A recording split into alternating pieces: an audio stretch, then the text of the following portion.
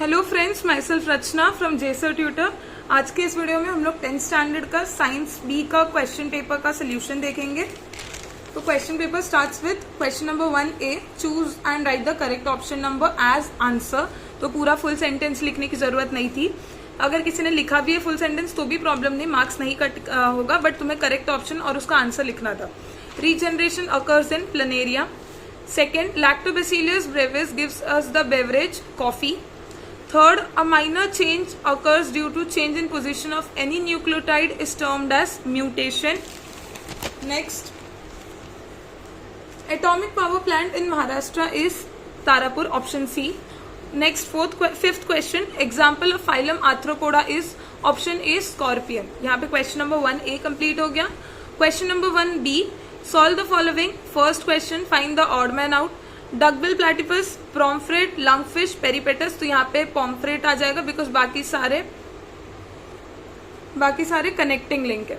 Right correlation, skin, melanin, pancreas का हो जाएगा इंसुलिन। स्किन क्या प्रोड्यूस करते हैं? मेलानिन, और पैनक्रियास प्रोड्यूस करते हैं इंसुलिन। नेक्स्ट, ट्रू और false, production of various useful aquatic organism with the help of water is called as blue revolution. False हो जाएगा इसका answer. Write full form of WHO, world health organisation. Male में 44+XY होता है, female में 44+XS होता है, male में 44+XY। Give scientific reason any two. First question था, दो tortoise lives on land as well as in water, it can not be included in class amphibia. तो मेरे पास एक रेफरेंस आंसर है, ये रेफरेंस आंसर जैसा लिख सकते हो, उसके जो पॉइंट्स है उसको अपने ओन वर्ड्स में लिखा तो भी चलेगा। As it is answer expect नहीं कर रही मैं, बट इसके पॉइंट्स उसमें कवर होने चाहिए। जैसे कि ये बोलना कि when tortoise lives on the land it respires with the help of lungs, when in water it puts out its nares out of water and breathe air, it cannot take up oxygen dissolved in water, in both the habitat it respire with the help of lungs। तो ये बताना जरूरी है कि पानी में भी और पानी के बाहर भी वो दोनों ही टाइम पे वो लंग्स से ही रेस्पायर करता है, ठीक है। It can not in true amphibians this is not the case. जबकि अगर कोई एम्फीबियन होता है, कोई भी एनिमल को अगर एम्फीबियन कैटेगरी में डालना होता है तो उसमें इट इज इंपॉर्टेंट कि वो लंग्स के साथ साथ पानी में स्किन का यूज करे, ठीक है। They can breathe in water with the help of skin and on land with the help of lungs. तो पानी के अंदर वो स्किन से ब्रीथ करते, वेरएस ऑन लैंड वो लंग्स से ब्रीथ करते। टोटाइस दोनों ही केस में लंग्स से ब्रीथ करते, इस वजह से tortoise can not be included in the class amphibia. ये तुम्हारा रीजन होना चाहिए, तुम अपने ओन वर्ड से लिखोगे, कोई प्रॉब्लम नहीं है।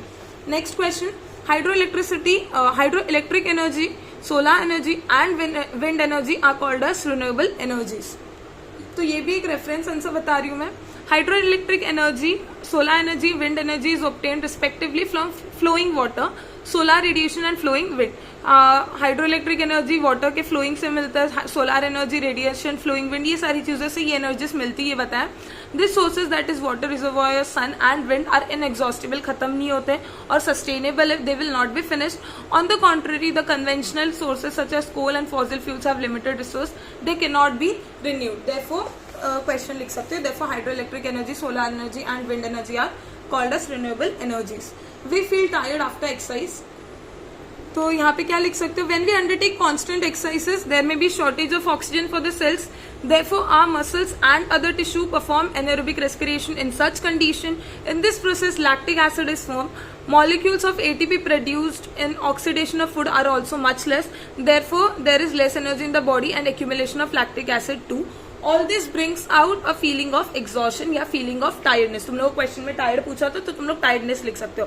अब तुमने कैसे भी आंसर लिखा होगा चलेगा, उसमें ये पॉइंट होना जरूरी है कि एक्सरसाइज के टाइम पे शॉर्टेज ऑफ ऑक्सीजन होता है, इसके लिए मसल्स एनारोबिक परफॉर्म करते हैं। ये सारे इंपॉर्टेंट पॉइंट्स लिखना कंपल्सरी है, तुम अपने ओन वर्ड से लिखो चलेगा।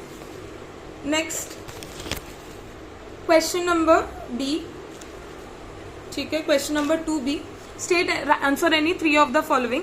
Right 4 adverse effects of radiation. तो कोई भी 4 इफेक्ट्स लिख सकते हो, जैसे कि आई साइट को इफेक्ट करता है, बॉडी पेन होता है, कैंसर कॉज कर सकता है, जेनेटिक चेंजेस। मैंने 4 लिखे, कोई 4 और लिखोगे तुम्हारी मर्जी का, चलेगा। Factors affecting social health, addiction हो गया, having large number of friends and relatives, gardens, playground, और ये क्या था, सोशल एंड पॉलिटिकल कंडीशन। ये 4 मैंने दिए, कोई और फैक्टर्स लिखे चलेगा, कोई इशू नहीं है। Right any 4 important facts that must be thought while considering the scope of disaster. तो स्कोप ऑफ डिजास्टर को करने से पहले कौन से 4 इंपॉर्टेंट फैक्ट्स को नोट करना चाहिए, उसके ऊपर था। कोई भी 4 फैक्ट लिखोगे चलेगा।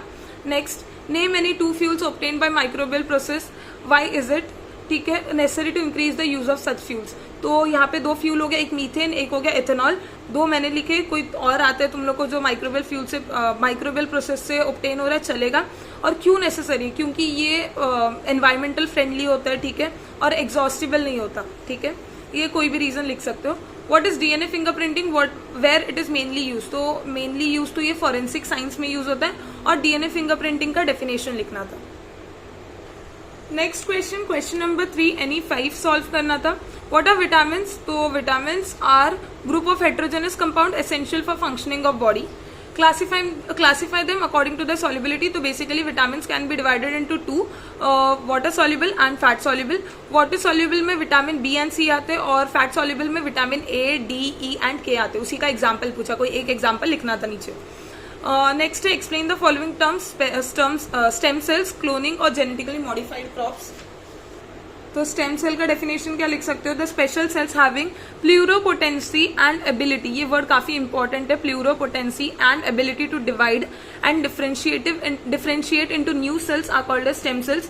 दे are present in multicellular living beings. और हम लोग को genetically modified crops, what are genetically modified crops, crops having desired characters are develop. जो क्रॉप्स, ऐसे क्रॉप्स जिसमें डिजायर, जो हमारे डिजायर के अकॉर्डिंग अपन क्रॉप्स में वो कैरेक्टर्स डेवलप करते हैं by integrating foreign gene with the genome, such crops have modified genome and are called as genetically modified crops. और एक था cloning, production of replica of any cell or organ or entire organism. Production of replica of any cell का कोई replica, कोई organ का replica, या पूरे organism का ही क्यों ना रेप्लिका कर लो, through biotechnological process is called as cloning, ठीक है।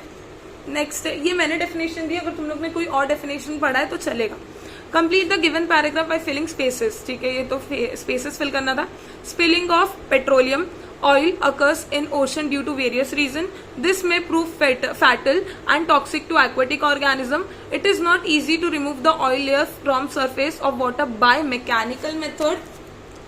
However, bacteria like Pseudomonas spp and Alcanovarex bercuminis have the ability to destroy the pyridines and other chemicals.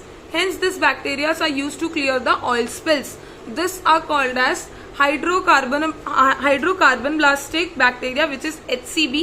HCB decomposes the hydrocarbons and bring about the reaction of carbon with oxygen, ठीक है, carbon with oxygen, CO2 and water is formed in this process, ठीक है।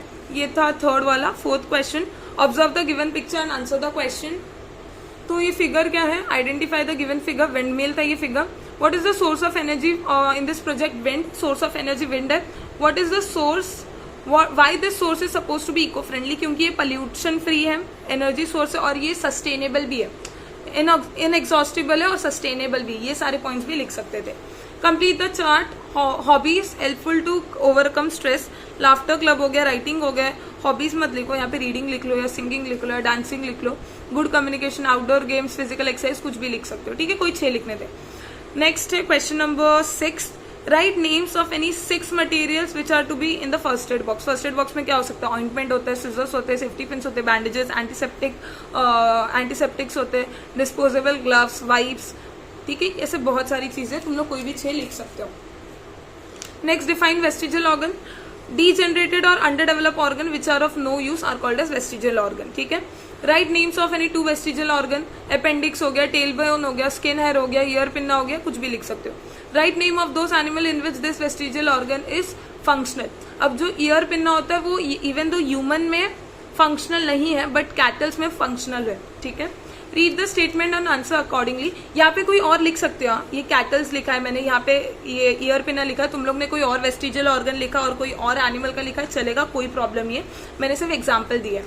Next, calcareous spines are present in the body, tube feet are used for locomotion and capturing prey also, identify the phylum and give an example. तो ये हो गया एकिनोडर्माटा और इसका example है sea cucumber, या कोई और एग्जाम्पल लिख लो एकिनोडर्माटा का, कोई प्रॉब्लम नहीं है। नेक्स्ट है B, I live in your small intestine, pseudoculum is present in my thread like body. तो ये Ashelminthus हो जाएगा. एग्जाम्पल है राउंड वर्म.